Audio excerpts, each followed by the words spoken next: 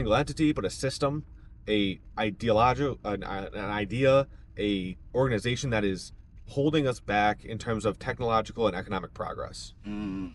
Essentially, his idea is that since the 70s, when we landed on the moon, we haven't gotten very far in terms of that curve for progress from then until now. I mean, now we've got smartphones that were literally, my smartphone is more powerful than the computer that took people to the moon, and we can't go back to the moon. Mm. And so there's this idea that there is an entity that Peter Thiel labels as the Antichrist, which is preventing us from being, or is really stagnating our progress. That it's if you believe that we actually went to the moon. Again, he may or may not be using that as evidence to say, hey, we could have done all this stuff, Yeah. but we have these people in power who aren't in it for the benevolence of pushing the species forward. Yeah. They're in it to hold the power, to control people, to have this world order, right? That everyone kind of says, oh, the Illuminati, or this new world order, to keep people stagnant. Yeah, and there's we were talking a little bit about this before we started these drives. I think it helps to understand.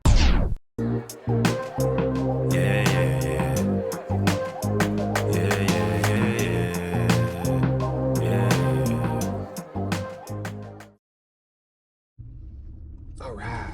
Super secret Drive podcast. Howdy. Howdy. What's up? What it is? What it do? All right, let's get into Peter This Thiel. week. Yeah, Yes. I have a couple quotes here. Let's And do we'll it. throw Let's them out, roll right into and it. then we'll just see what we What we sprouts. have in there. Cool. So one question that he's always asking is, what valuable company is nobody building? That's a contrarian idea. How does that resonate with you in terms of being a founder and having that question be posed? I like it because it really falls into the idea of like, find a monopoly. What are people not doing now that you can be 100% owners of, right? Go into the space that nobody's doing it yet. It is quite saturated. If you were thinking about 95% of all businesses in the world, you really have to be on the outskirts, in an outlier, to think of something that's never been done before. The one that comes to mind is inventor online. I don't even know where he's based, but he's turning recycled plastics into fuel Oh, using like some kind of generator or some kind of contraption that he's building himself. And it's like, yeah, there might be companies that have figured this out, but it hasn't been done at the civilian scale before. And if you can do that, you're going to be so successful, because now you're really introducing a way for us to clean the earth that no one's ever done before. yeah. When I hear that word, what valuable company is nobody building, I have been translating the word value to importance in my mind, Oh, because the word value and valuable has been said so much that it's lost meaning to me when I hear the word. When I hear value, it means able to value. So said another way, it's what company that is able to be valued is nobody building right now. okay. But I think a different way of saying it is, what important company is nobody building right now? What's an important company that we need to that people will need in the future that we don't have right now? And that slight shift matters, I think, in the way that it's processed, at least to me. Sure. Would you have any companies that come to mind? What we're doing right now with Constance, I think that That's okay. but I think, like, in the truest sense, is that there's going to be a big need for work, and a lot of people aren't necessarily focused on that, especially in technology. Everybody's trying to focus on optimization with the latest tools, but they don't realize that that's putting a lot of people out of work, and with a big firing of people and putting them out of work, they're not thinking about how people will respond when they have a lot of idle time. And I think that that's incredibly important, not just in terms of having technology that people can use, but then also educating people on how to use the technology and how to use their excess energy. Because if not, there's a long history of people that have Idle rise. hands. Well, they've rioted over less things, over things that weren't like AI. They were like, oh man, electricity's here, we're not gonna have to do anything. Or, oh, the printing press is here, we're not gonna have to do anything. And I was watching this clip on Tony Robbins recently on the Diary of a CEO, and he's starting to ring the bells about this. as well. But he was like, a lot of people just aren't focusing on it, and it's a real thing. Yeah. It's a real thing. If you have people that don't know how to go and fend for themselves in any way, and they see that you might be able to because you have one of the last few jobs, and they're going to be like, well, we're just going to go and take what you have. Right. It's a real thing. So in terms of important companies, I think we're in an important space. But there's, of course, there's so many different areas that people have. That's a little bit different, I feel like, because there are a lot of companies building with us. Mm-hmm. You know, it's not something that isn't being done right now. Yeah. And so it's also like, if we do include just a little bit more contrarian in there, like companies that really aren't being built right now, that takes a long time to think about. Like, what company isn't being built right now? Obviously, it has to be out. You can't just do nothing. It has to be valuable. It has to be contributing. I think it's a very good question. It is. I think I don't like the idea of nobody's building this right now, because I think it's a bad way of phrasing it. Oh, really? The reason why I say that is because Facebook wasn't, especially in the context of his idea of last mover advantage. Gotcha. Okay. You know, it's you also look at it too, like Apple wasn't the first company that was, like, there was other companies building PCs around the time that they were doing it, but they just didn't do it in the way that Apple did it, and so they lasted a little bit longer. Oh, that's interesting. So you think he would still apply that mentality to that company even if it doesn't fit that mold? Right. Okay. I would think it wouldn't even come up on that list. Well, I think maybe not now. He might be a little bit more, you know, in his, like, I'm trying to find the perfect gem. But I think with the right framing, it changes things. Because, 100%. like, again, Facebook wasn't the first social network, but he was one of the first investors there, because I think Mark Zuckerberg had a framing that Friendster didn't quite have, or MySpace didn't quite have. 100%. And that changed things slightly. Yeah, I like that. Yeah. Let's kind of go down the list here. Every moment in business happens only once. That's just to the idea that the next Bill Gates isn't going to make what Bill Gates made. The next Mark Zuckerberg isn't going to make what Mark Zuckerberg made, et cetera, et cetera. I'm not sure if that's inherently true, but I mean, they're not going to build exactly the same thing. Yeah. That's pretty obvious. But they might take those mentalities and be a great founder, you know? And I think there's a world too where it's like the search engine, and this is something that one of my early mentors used to say way back in the day. He said the next Google, the company that beats Google isn't going to be a search engine. I think that's been that's been a bet for a lot of people for a long time, of like, what's going to topple this search engine? Is it going to be another search engine? And probably not. Yeah, well, I mean, now we have OpenAI and we have chatbots. Perplexity and Yeah, and so that's not, I mean, I think it's started to play out. It's not saying that Google's done, because I think Google's really now doubling back and orienting a lot with artificial intelligence, but they weren't disrupted by search engines. They were disrupted by chat and AI. 100%. If your product, where did that go? If your product requires advertising or salespeople to sell it, it's not good enough. Technology is primarily about product development, not distribution. Technology is primarily about what? It's product about development, not distribution. That is, I would disagree. I disagree too. Very heavily with that. But I want to hear what you have to say about this. Product development. This is the mentality of build it and they will come. He has a chapter on that. I didn't get too deep into his chapter there yet. But just going off the face value of this quote. That to me is the quintessential. If you just build it good enough, people will find you, they will use it, they will become loyal customers, and that's just not the case. Ever. I think that there is a ridiculous amount of pitching and sales and marketing that go into not just distributing a product, but I think the pitch is part of the product. That's a mindset that I've been going off of more recently, and how you frame it as part of the product. And I think even his track record shows that. Yeah. Like, the sale is that. A lot of the things that they did to get users in the early days was sales. They didn't look at it as that. And it's funny because you'll look at his success and you'll think, oh, he just built the perfect product. Yeah. Oh, it was just a perfect product everywhere. It's like, no, it wasn't. It had so many bugs everywhere. Yeah. But it wasn't that held people back. Mm-hmm. And so, I would disagree with that quote. And I think it also conflicts with his idea, like the idea of mimetic desire. Mimetic desire, yeah. Because desire is like, okay, you produce something, but do people want it? And how do you make people want it? You might just say that they want it because other people want it, but then that's still a sale. Well, that goes contrary to the quote. It would, if you were true to the quote, you'd say they want it because it's the best or it's perfect. It's like, but they don't. Most people, especially if you're solving somebody's problem, will overlook all of the issues, the bugs, everything, because you're solving somebody's problem. Right.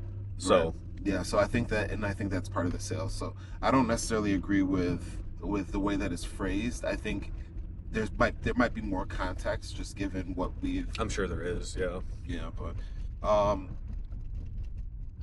never invest in a tech CEO that wears a suit. Again, what? Never invest in a tech CEO that wears a suit. That's interesting. Today's best practice. Yeah, I think the idea of this, like, he's talking like the MBAs. Yeah, the conformists. Yeah. The professional CEOs. Today's best practices lead to dead ends. The best paths are new and untried. There is a hint of truth to that. Just because this is the best practice so far doesn't mean it's the best practice forever. A very simple use case is doctors in the early 1900s didn't sterilize any of their materials. Yeah, why would we need to do that? Why would I need to wash my hands before I touch your open cut? Yeah, we're in a sterile room. Hey, we're good. I'm the doctor, okay? I went to the bathroom, but I'm good. Yeah, I'm the doctor, okay? And so those best practices, they actually kill a lot of people, including a president that we had who had sepsis and died from it. And so there is a medium of truth there in terms of the best practices today aren't always going to be the best practices, but they are best practices for a reason. Right. So I wouldn't just blindly give up all the best practices and ignore them. Yeah, I would definitely use that quote to say, okay, I need to think harder, maybe a little bit deeper into what I'm doing. Is this the best practice for the moment or not? Right. What valuable ability? Your mind is software. Program it. Your body is a shell. Change it. Death is disease. Cure it. Extinction is approaching. Fight it. I mean, he's not wrong. I mean, you can program your body. You can eat healthier. You can work out. Like, he's not wrong.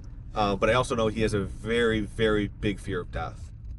Yeah, that's is he in the Brian Johnson camp? Yes, he is the very much in the don't die camp. So that also could be playing a factor. A lot of people with a lot of money, like, I don't want to die. Are in that camp. I don't want to die. That one's very interesting to me. The one that's the most interesting is your mind is software programming. I believe in that. Yeah, 100%. I believe in that. Yeah. If it wasn't, then you wouldn't be able to learn anything, to me. Right. I don't know if a lot of people believe that, though. If you're not open-minded enough, you can become a closed software system where you never get any more updates. Yeah, you're like... you see a lot of older people who are just stuck in their ways, right? That whole mentality of, oh, he's just stuck in his ways. It's like, the circuits are just so embedded that there's not going to be any learning there. You're like an Nokia phone. Like, I guess. Like, you didn't... Still kicking, but not... Like, I can still use you for some, but I think that, like, kind of extending the analogy, it's like we are the most programmable software. Yeah. And if you don't upgrade it, then, like, you're not really getting the most out of your experience. But I think the way a lot of things are set up is we are told very early on, we are programmed very early on about what life should look like and what rules to follow and what the trajectory should be. And I believe that limits a lot of what people think is possible. And a lot of times people don't even think that they can continue to grow beyond 25. They're like, oh, my mind is locked in. This is all I have. And so I'm just going to live life accordingly. or just not paying any more attention. Right. You know? And there's so many examples to the contrary that, to me, I'm just like, I refuse to believe that. And there's a lot of growth that can happen by intentional programming. And I think a lot of us being in the software space also helps with that idea, is that we are continuously programming machines, and we see what goes into that. Whereas a lot of people just use software as a finished product, and so they don't really see how you can program and basically influence this machine to work the way that you want it to.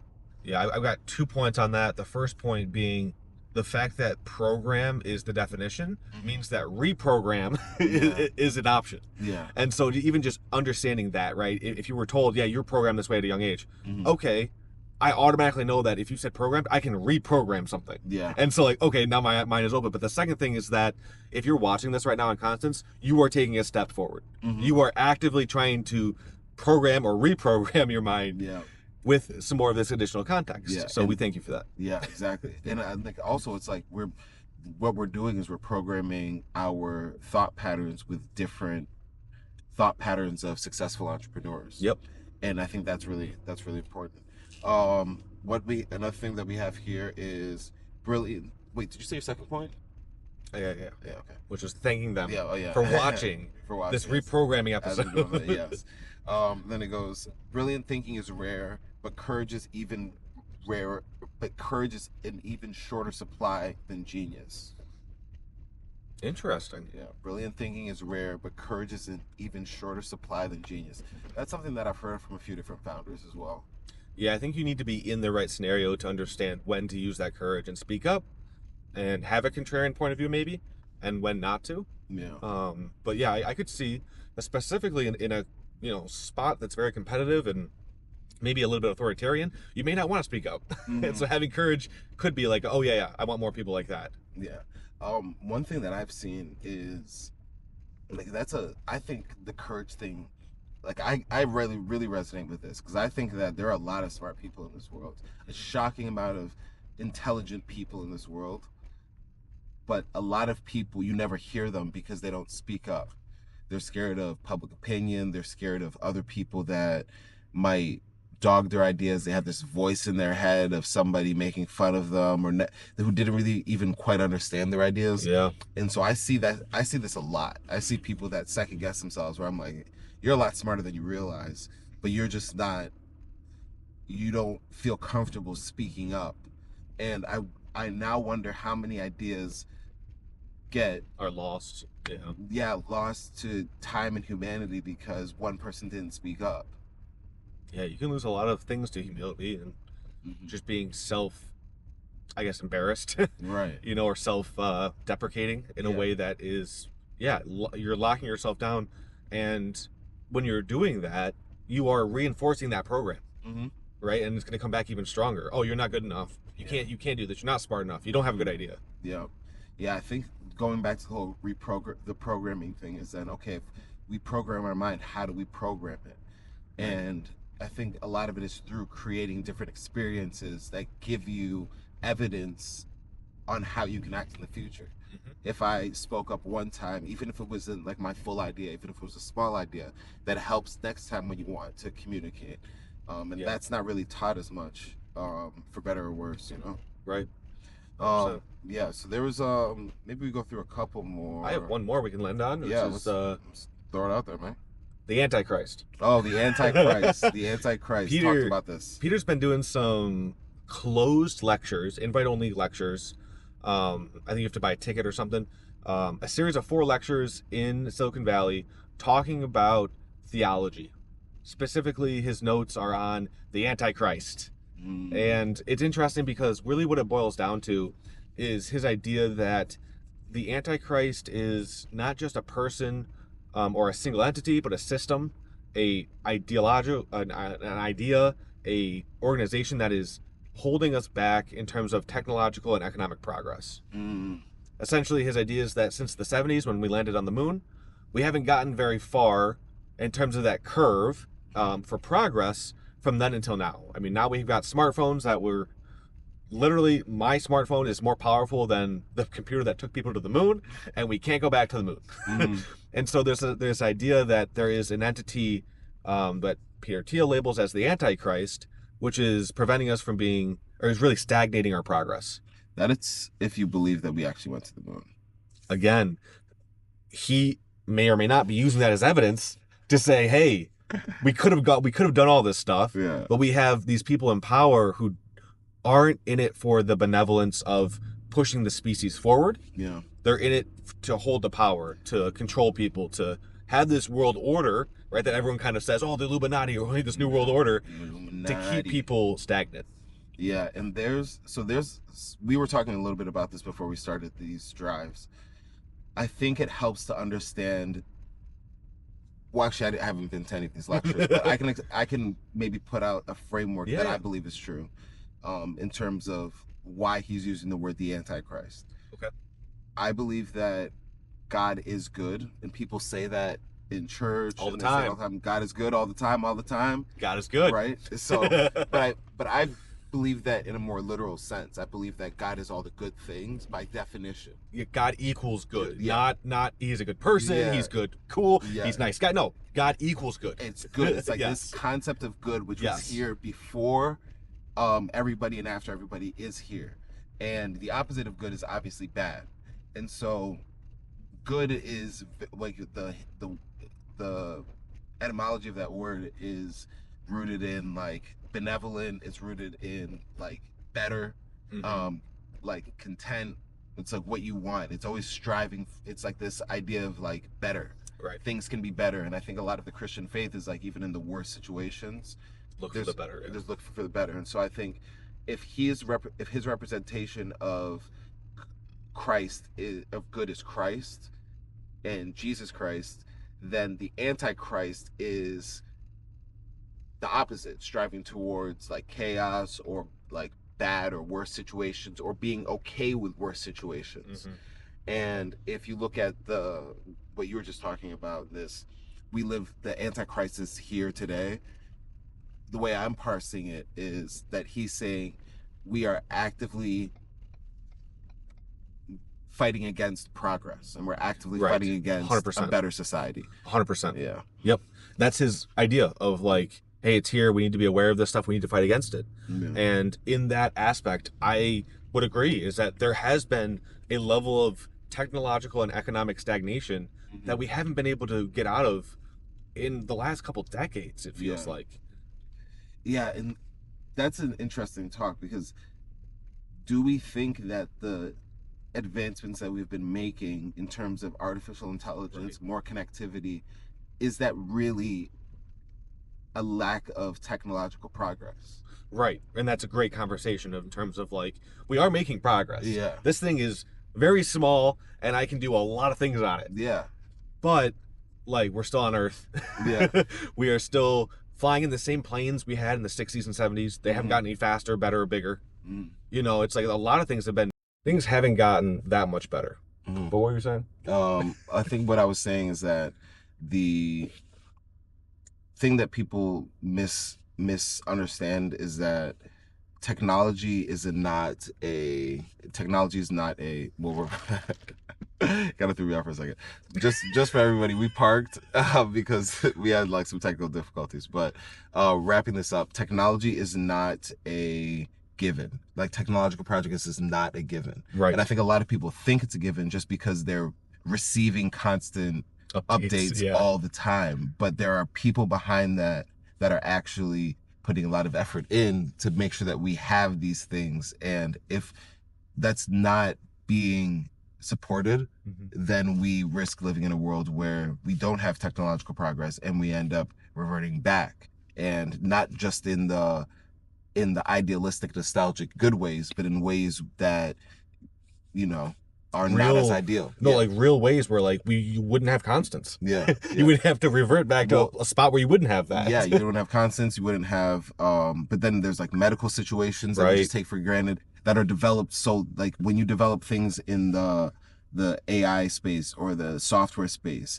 the other areas benefit from that. Like government benefits from AI development.